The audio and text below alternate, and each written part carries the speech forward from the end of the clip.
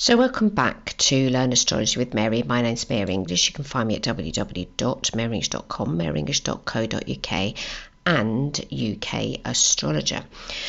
Now, I don't know if I mentioned last week that we're going to be having a guest, but we have a guest today and it's all terribly exciting. We've got a young lady called Giorgia Pecora, and because I'm now on Instagram, God help me, I've come across some very, very interesting astrologers on there I probably wouldn't even have bumped into had I not been on there. And the lady we're going to meet today is called Giorgia Pecora, and she's actually a certified psychological astro consultant and teacher, because she was a teacher in a past life, so she's carried this teaching into astrology. And she specializes in karmic dynamics, shadow work, relationship astrology, and astrogenealogy. So she says that her approach is influenced by studies in theosophy, somatic work, shamanic practices, and sexological bodywork. And she also holds an MA in astrogenealogy from the School of Systemic Therapy, Astroconstellations. So since she founded her school in 2017, she's passionately shared her knowledge with over 230 students. And her teaching method is characterized as fun, dynamic, and community orientated. And she says she creates an enriching learning experience for all, which is jolly nice. So we've also uploaded this to my YouTube channel, and she says to expect a lot of hand gestures in typical Southern Italian style and a bit of chaos. And so if you want to see what Giorgia looks like, then do ping over to my YouTube channel, which is go to YouTube and just put the @ symbol Mary English. I have that as my name. No one else has stolen it. So do ping over there and you'll be able to see her in the flesh. But if you just want to listen, then carry on and we'll be speaking to Giorgia. On Learn Astrology with Mary, we have a lovely guest. So I'd like you to say hello to Giorgia Pecora. And she's a professional astrologer. And she, at the moment, where are you based at the moment? I just moved to Barcelona. I just moved to Spain. Whoa, okay. But you've been living in the UK for a while, yes? Yeah, I've been living in the UK literally, till just some months ago. But I didn't resist the cold. So I'm just going back south. Yeah. Sure. And were you living somewhere near Glastonbury? Is that right? Yeah, I was living in Glastonbury, like literally next to the high street in the middle of all the magic and the mist of Avalon. Well, Glastonbury is a very magical place. If you've never been there, there's a lot that goes on, and there's a lot on the mystical side of things. So take me a little bit back in time, if you wouldn't mind. So how did you first get into astrology? What even sparked an interest in you?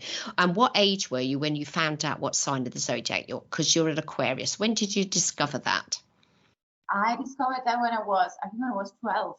I always had this weird obsession, now I work with past lives and I'm kind of making more sense of it.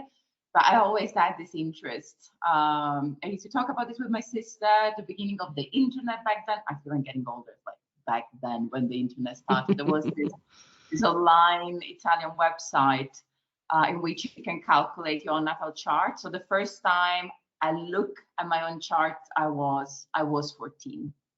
And that was quite an experience because now we got all these resources like what you're offering, we have all these books, but back then there was not much, and especially with some placements in astrology we tend to use a language that is a bit like scary. I got lots of 12th house placements. We know that the 12th house has to do with many things, spirituality, but also self-undoing or prison. So the first time I read like this kind of online automatic report, it was a bit challenging, I have to say. Well, yeah, it'd be a bit scary. But when did you find out that you were an Aquarius? So you would have found that out before you found out about natal astrology. What age were you? About 12, you said, yeah? 12, yeah. And so that you knew that. So how had you discovered that? So had you read that in a magazine or seen that in a book? There was something that was connected to my relatives, because like in my auntie place there was these puzzles that were kind of in Italy during 90s, these Art Nouveau ones. Mm-hmm. And one about Sagittarius and another one about Capricorn. Everyone has strong Sagittarius placements in my family, and I always get intrigued by that. It's like, oh, that's interesting. What's that? So then my auntie will explain these things about astrology. She was like, yeah, for example, you are an Aquarian, so this is something that that came from my relatives. Yeah, that's the thing. I did have, I mean, she's passed years ago because I'm in my 60s now, but I had an auntie who was into astrology, and she was very into astrology. She had ephemeris, the whole thing. She made charts, she did the thing. And I didn't know a lot about astrology, but she did. And I only sort of started learning about it in my early teens, and I completely misheard what she said to me one day. She said that I thought she'd said that I had because I'm a sun sign Pisces, and I thought she said that my chart, my ascendant, and I thought she'd said my first house was Gemini. She didn't say that at all. She said my moon was in Gemini. I'd completely misheard her. And for years I said to people, I'm a first house Gemini Pisces, and they didn't even know what that meant, but it was completely wrong, completely wrong, completely wrong. But I didn't even know what that meant. I'm a Pisces with first house Gemini, and because that's something she told me and I'd misheard her. But it's interesting that you had a relative as well that explained even what signs of the zodiac were. And then how else did you explore it? So between the ages of 12 and 14, what else went on? It was the internet, because even if my relatives had some connections, and later on I discovered there was more to that. I was just reading online. I was into Eastern philosophy since I was very, very young. I had very specific interests, and I was obsessed by reading, and I just was reading all these online resources. And there was this show with this astrologer, an Aquarian Gemini rising, that every week we do this ranking for zodiac sign. But it was very nice because also we'll explain some things about the planets. For example, this week is a bit difficult for Aquarius, is in the 11th, in the terms of ranking, is in the last position because Saturn is making a square, something like that. So there was something in the language that was just getting more and more. I used to watch this with my sister, and to the point in which my parents gave me, for Christmas, there was this kind of yearly astrological book, describing Aquarius month by month, your relationship to love, luck, and career. So it was TV and the internet mostly, because also friends around, I grew up, I'm Sicilian, I grew up in Sicily. It was not really a topic back then. Yeah, well, see, my parents were Catholic, so there wasn't going to be a lot of discussion about signs of the zodiac. But my auntie, who also was a Catholic, but I don't even know how she got into astrology. I have no idea. I'd have to ask one of my siblings, but she was very, very into it. But yeah, my investigated astrology was much, much later on. So yours was quite early. Cool. And then what led you up then to now? So, okay, it's a big leap now. You're sort of 14, learning about it. Now you're a professional astrologer. Talk me through what happened in between. How did you get to where you are now? Tell me the history. So I wanted, I think my dream to become an astrologer started when I was probably 15. I was just obsessed with that. But, it's not this romantic story that you go to your Catholic Sicilian parents and you tell them, I want to be an astrologer. And my parents are like, it's not a profession. So I just went to uni. I've been spending many, many years on the academia. I taught Italian for many years. And I had this crisis. I moved to Berlin when I was 24. And I just found this meetup group, this community, because I just moved there. It was I want to meet new people. I love to be part of groups. I'm much of a cliche an Aquarian. I love to be part of circles, long-term things, co-creations. And I found this astrology cafe that just opened up literally the day I moved. So I was oh, wow. Okay, I'm kind of interested to find like-minded people. And I went there, and that was it. That was just the beginning of the end, let's say, because there was a professional astrologer, this amazing woman. And I was just looking at charts. We were talking astrology for 1.5 hours, once a week. And then I will ask her, should you just give me books over books? She was like, you got it. You got this thing. You got so much passion. Or I will see things in the chart And she would be like, where do you see this? And I'm like, it's in there, you know. And I see this now because I'm a mentor for people that want to become professional astrologers. There is this felt sense, you know, when you're teaching, you feel it. Sometimes there are these people is like, wow, this is just the goddess of astrology is calling you. So now I look back, I look at her because she was like, you know, since I saw you looking at the charts, I knew it. I knew that you were an astrologer. And then I just got so passionate, and I was just reading charts of friends for a couple of years. I attended like schools, I got certificates. And in 2017, I opened my school officially because I was part of this Astro Cafe, but I was explaining things to other people. And this is still in Germany, in Berlin, yes? This was in Germany. Yeah, this was in Berlin. It was like live before whatever happened in the last years. Yeah, and then I just started teaching because the group asked me, because we were, you know, in the Astro Cafe, we were just looking at charts, and they were like, we would like to know more. We don't know where to go. I am very good at explaining things. So I was like, okay. So the first group was very informal. It was like a foundation, a basic course. I was like, oh wow, okay, I'm finally teaching what I want to teach.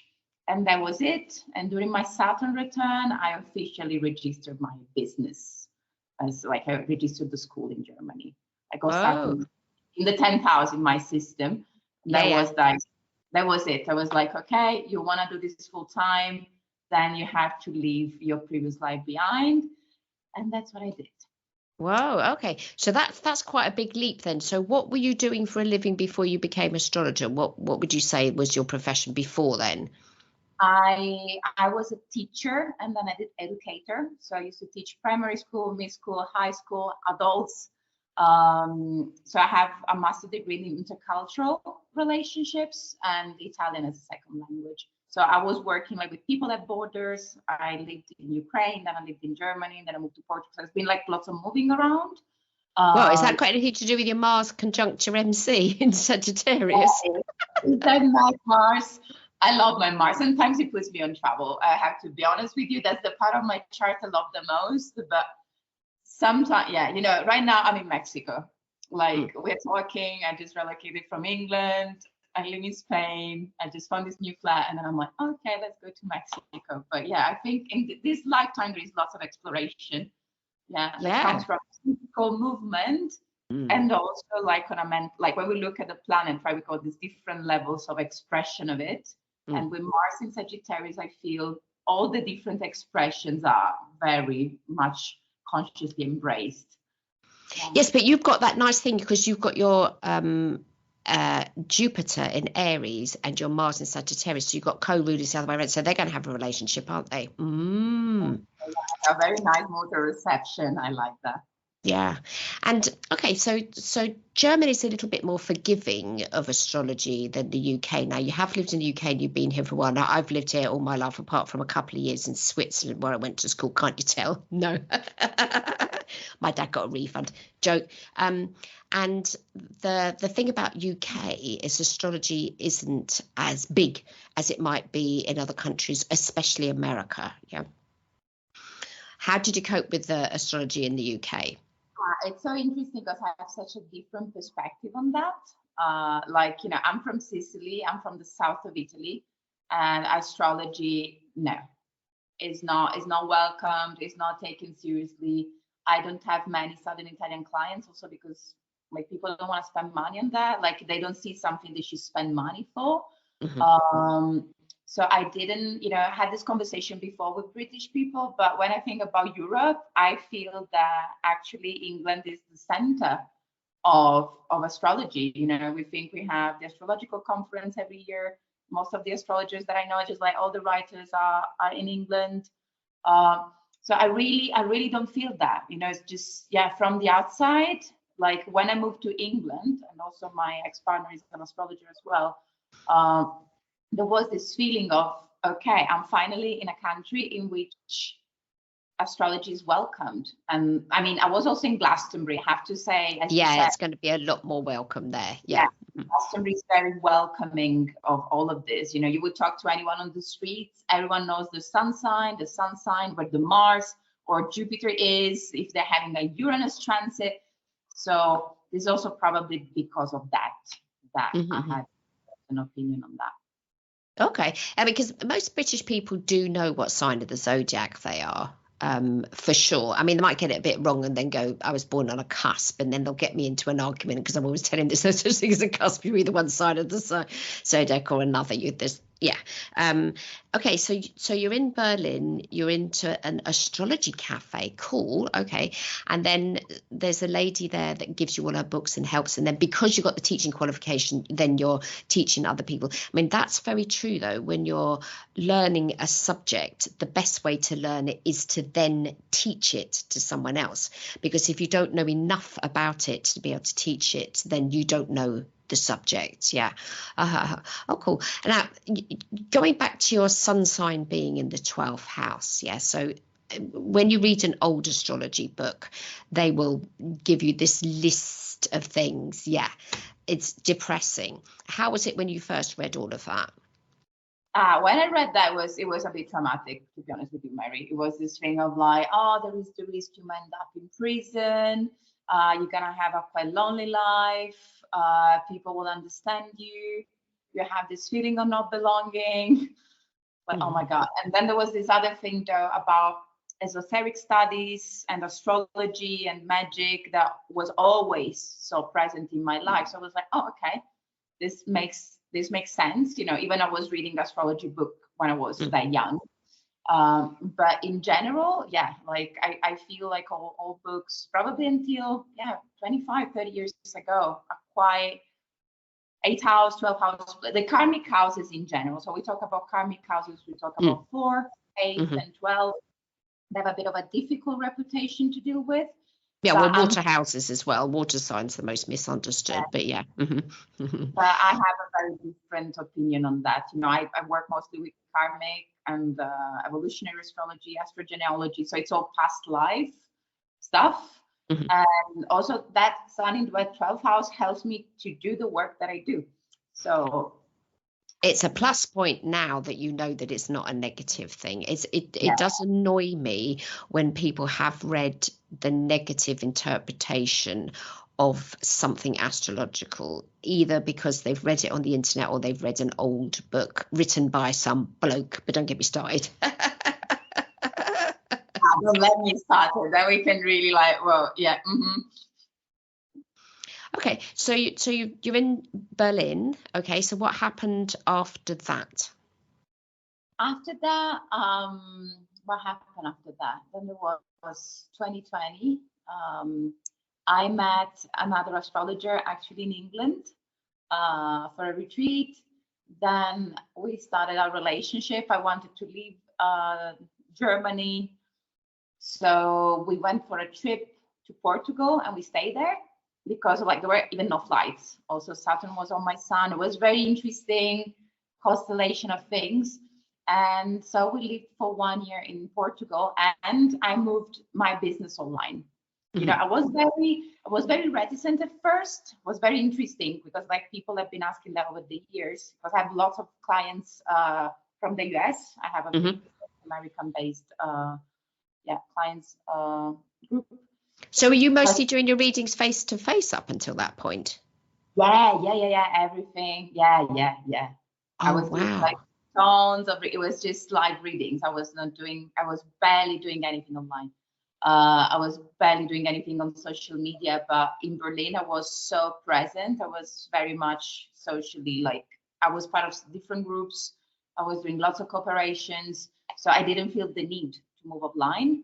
But after 2020, with Jupiter entering Aquarius, and so opening up to this online education on a bigger scale, then I realized that because I love online stuff, I love graphic design, everything nothing was working. So I had these massive groups because of course everyone was home and there was their chance to learn some astrology. So everything just moved online, and since then, probably in the last 4 years, I've done 5 live readings. I'm not doing any live reading anymore.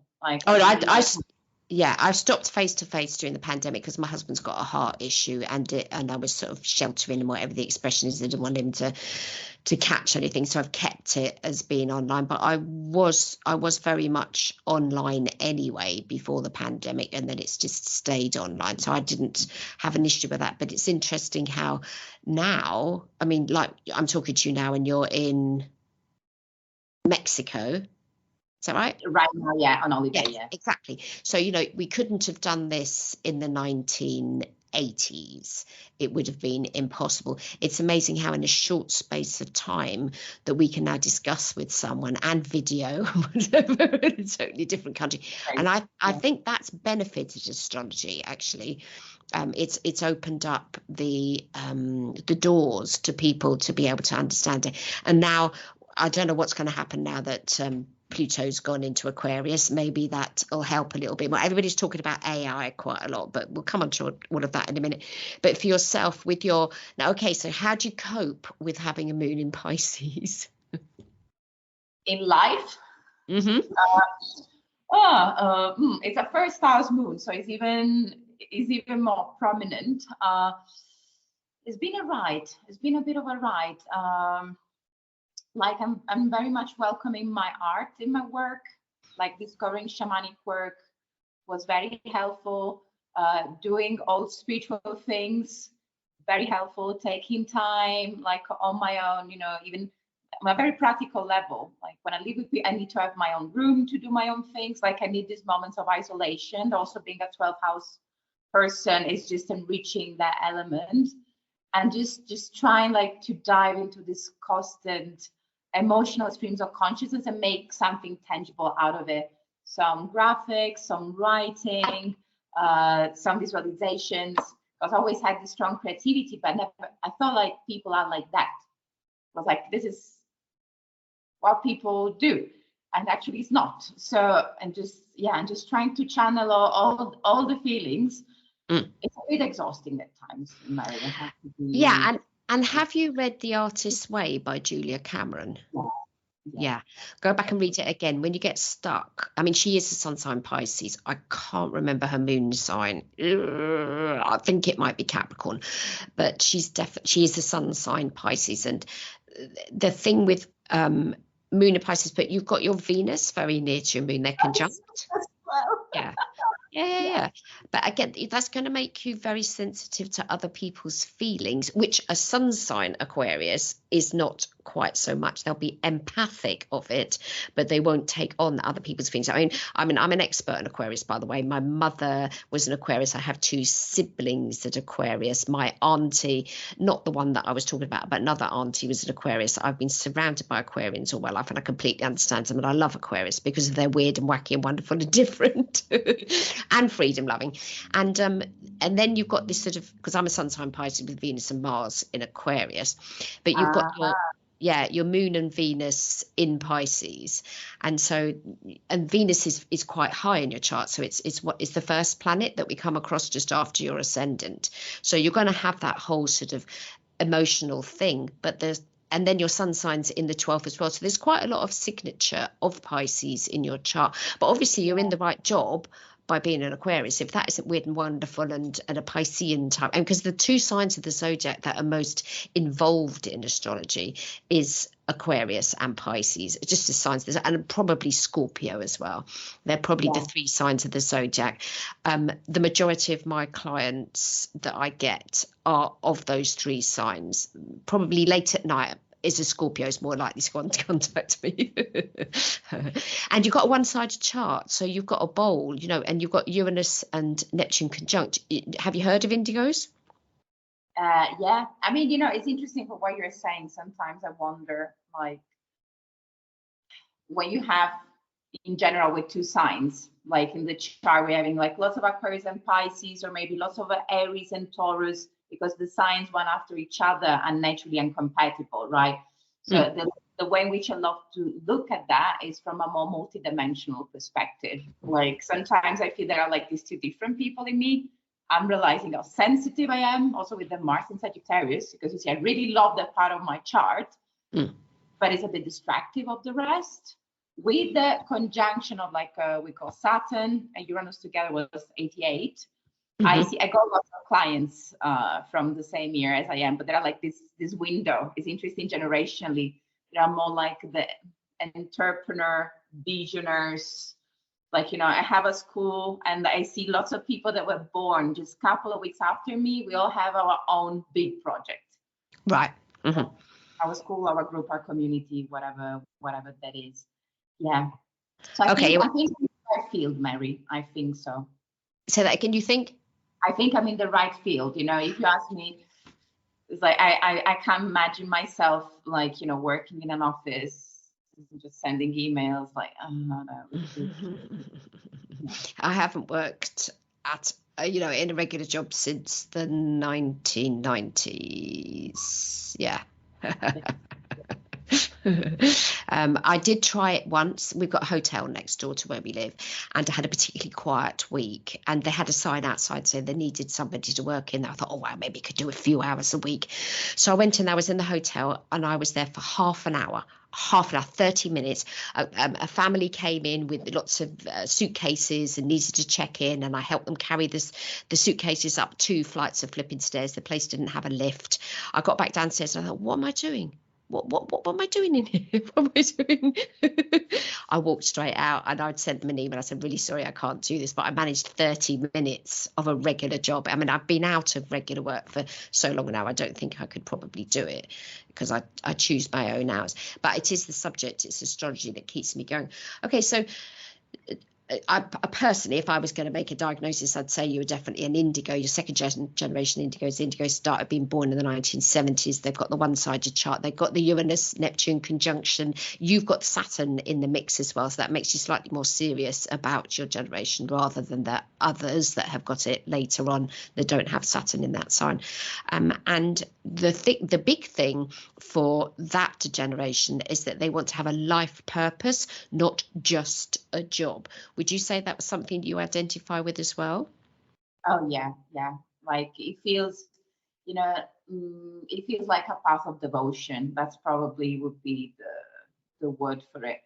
It's just like there is this sort of, you know, every time, for example, if being in a relationship, it was like this is gonna be a threesome, you know, me, you, and my work. Because it's not the work itself, it's a practice. It's for me, the way in which I perceive astrology, you know, doing modern astrology, karmic astrology, is just this daily embodiment, this daily observation of how things are. So it's just, yeah, it's quite a path for sure. And I see it's just like that's part of like of a bigger call. And yeah. Okay, and so can you explain to my listeners what karmic astrology is? Yeah. So when we talk about karmic astrology from a Western perspective, because also we call like the Eastern one that is very different, like in its own system. There's also the interesting thing, we got like more than probably 50, 60 types of astrology. The karmic I work with is like, it's a mix of different things. So we got evolutionary astrology. The idea is that we can look at previous incarnations and see how they are influencing our present lifetime. So the question is, what can we do about it? It's like, it's about seeing if in a previous lifetime you were Cleopatra or something. It's not about that. It's more about the energy that we're carrying with us, because we tend to repeat a certain loop until we're not conscious of it. Maybe we're coming like a previous lifetime, you were a prisoner. So you are carrying with you in your DNA this feeling of being in a prison. So this is what I'm interested in. And there may be some dynamic in this lifetime in which you kind of feel constricted, you didn't know what to do. And with that karmic astrology like analysis, you could see how to overcome that, like how to break this pattern.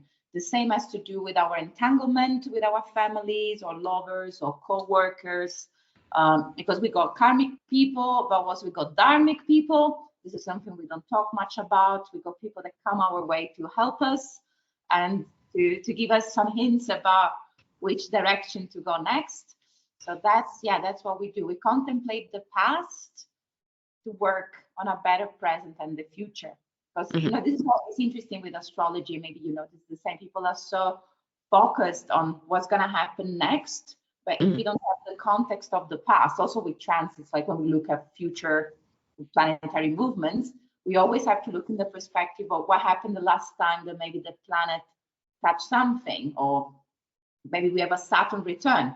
Then 7 years later, we're going to have a Saturn square. But it's important to know what happened during the Saturn return in order to give context to what's happening with the Saturn square. So there is always this looking back at the past, despite people think we work with the future. Yeah. I hear what you say. I don't really think astrology is too much about the future anyway. I mean, it might be because I'm a mutable flipping sign. The mutable signs live in the past, the fixed live in the present, and the cardinals live in the future. And I have got all of those in my chart. It's just that until we resolve what might have happened to us, we're going to be burdened by it. I mean, in astrology, we can look at North Node, South Node. So those will give us some indicators and stuff. We can take into account things like Chiron, where were we wounded, etc. But how else does a karmic astrology determine the past lives from the chart? Is it the planets that you're looking at, or the angles, or how is it worked out? So there are different elements. So we look at Saturn, of course, as the Lord of Karma. We look at Chiron, as you just mentioned. When we're looking at the nodes, I think one of the things that we tend to forget is to really dig deeper in the meaning of the nodes. So we got this thing that is called planets at the bending of the nodes. So if there is a planet between the South node and the North node, so it's automatically making a square with both nodes. This is a very relevant planet. Like there is some sort of pit stop that we need to do in order to go to the other side. So we can imagine the South node as this initial point, this planet as like the second part of like this path, let's say, and going through that, we can go towards the mission, our North node, but also, for example, looking at the rulers of our node. What is a ruler? Like, is the planet responsible for a sign? Let's say we're having a South node in Libra.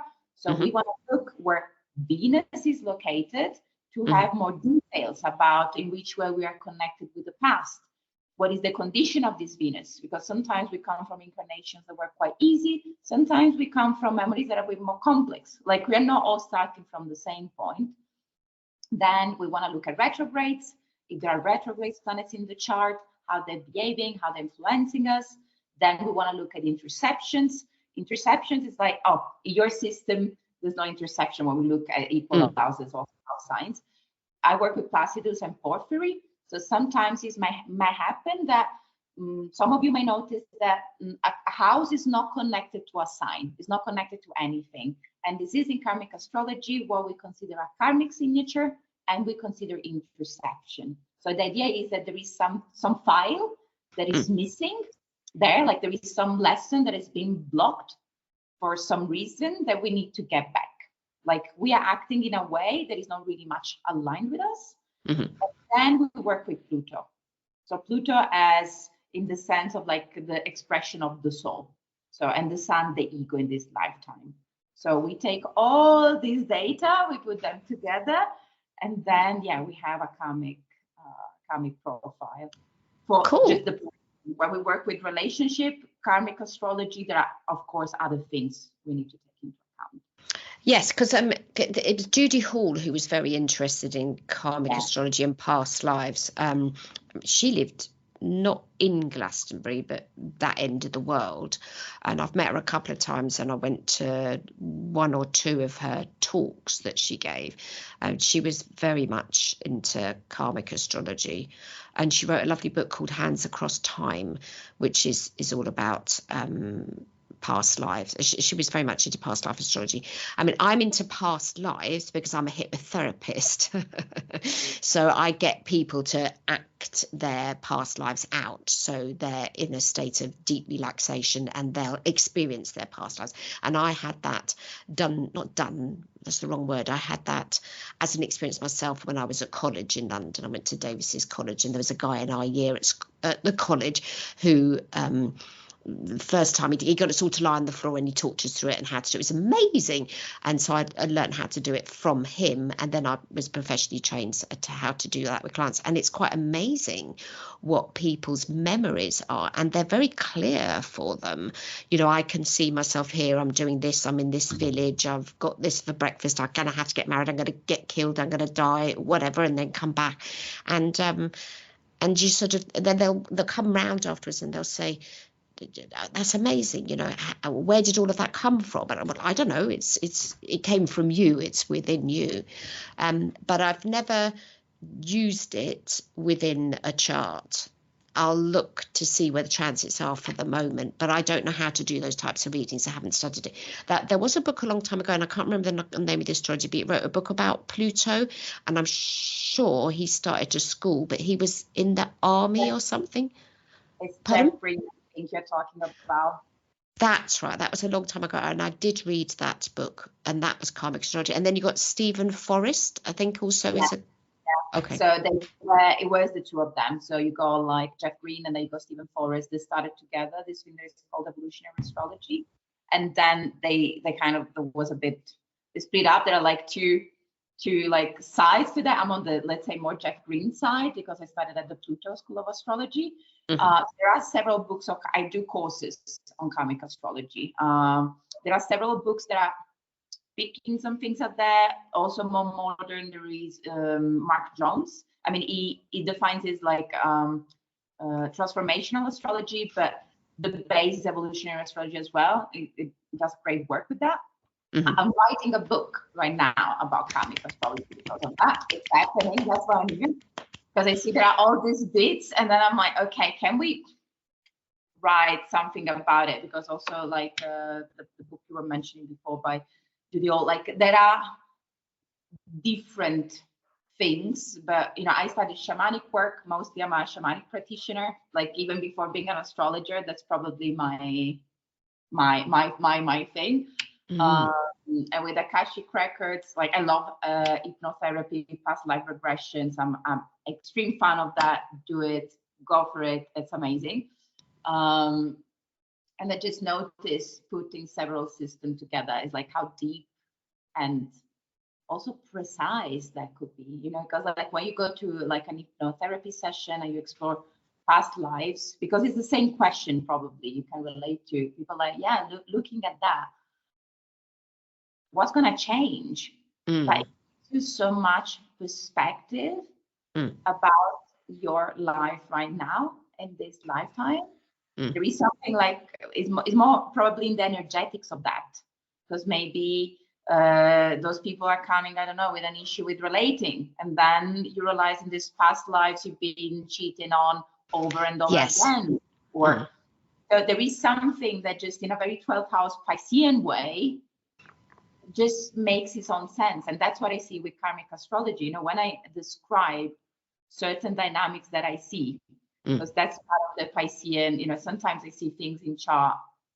I'm probably not reading the chart, you know, like it's more the psychic part of me. But people know what we're talking about. There is something that awakens in them, that there is some sense making that I always find extremely magical, because logically doesn't make any sense, let's say, but does it even matter in this hyper rational society that we have to make sense of everything in a certain way? Well, it's not even about making sense. Sometimes it's about, how does something feel? You know, does that feel light, or does it feel heavy? Does that make us feel better? Does that make us feel worse? You know, I mean, you are Pluto in Scorpio generation. I'm Pluto in Virgo. You know, Pluto in Scorpio wants to get to the depths of whatever it is. You know, I'm going to dance around the surface of it. I'm not going to be going as deep as yourself. I mean, I'm not saying that I can't go to those depths. And I think the past life thing is even people that don't believe in past lives, when they've had an experience of a past life session, or someone explores their chart like you would be able to do and say, you know, have you ever had a problem with this and that and the other? And they go, well, yes, I have, and I don't know why that is.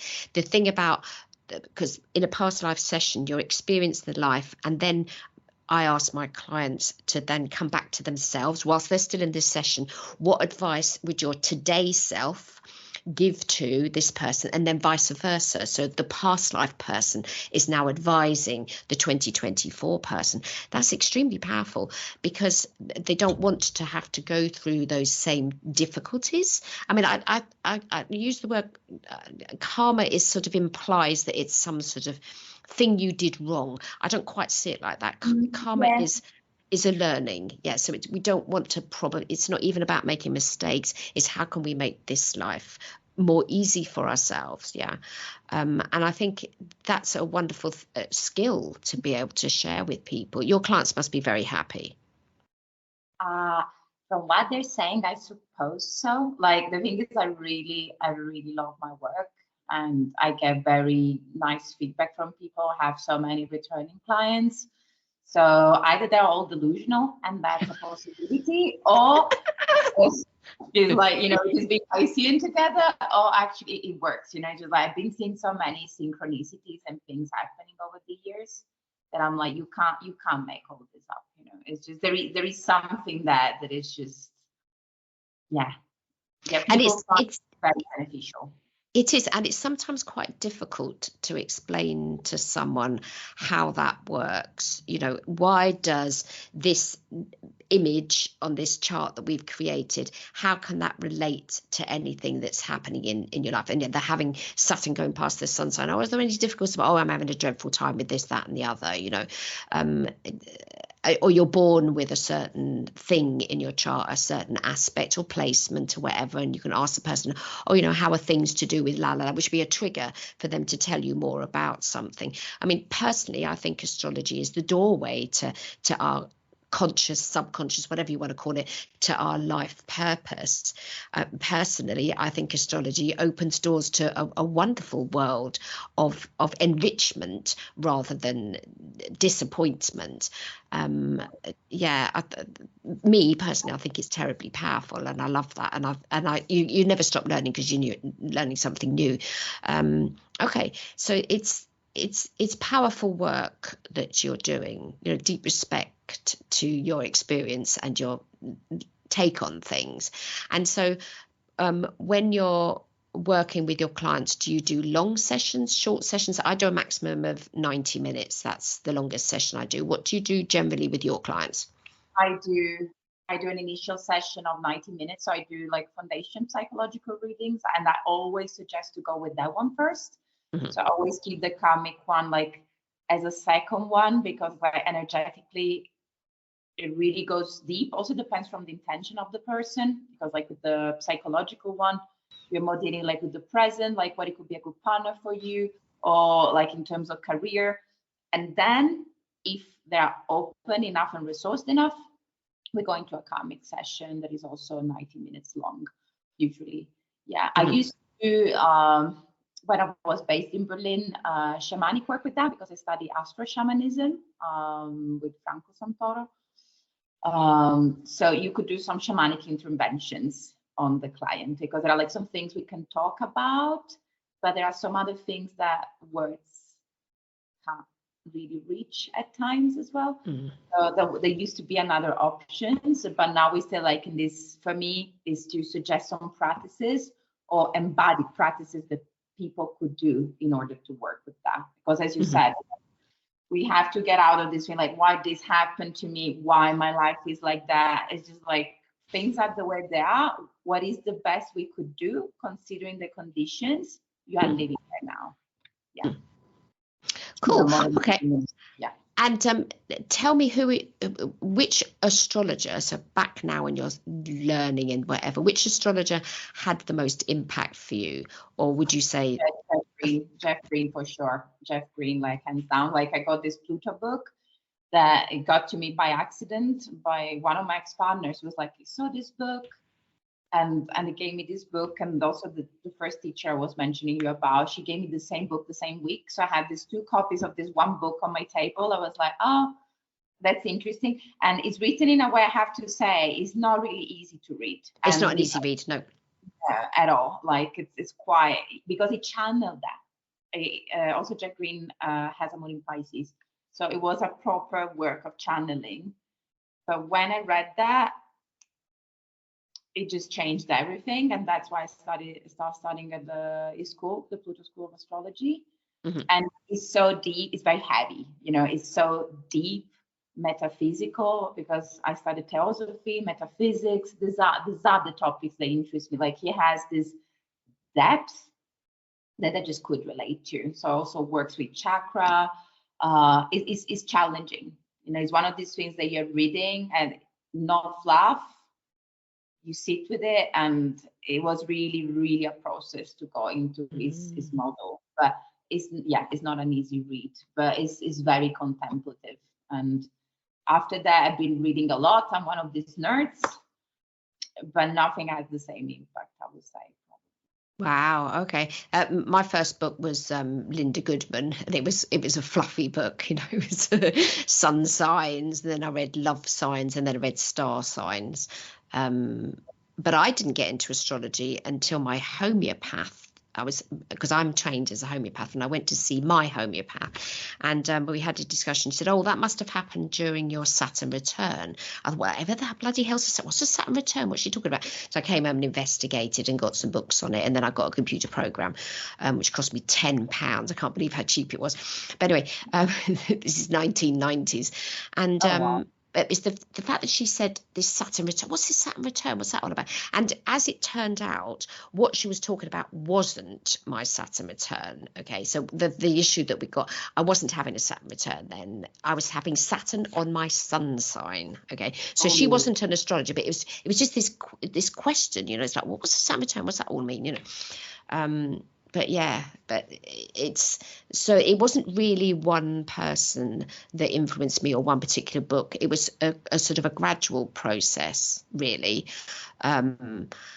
And it was mostly preempted by indigos and one-sided charts and people born in the 1990s because of their one-sided charts. And it was to do with my son because he had a one-sided chart, and his friends at school all had these one-sided charts, and I started investigating it, and that got me deeper into astrology. And I did a whole year's worth of research, and I wrote a book about it. So that was my beginning into astrology.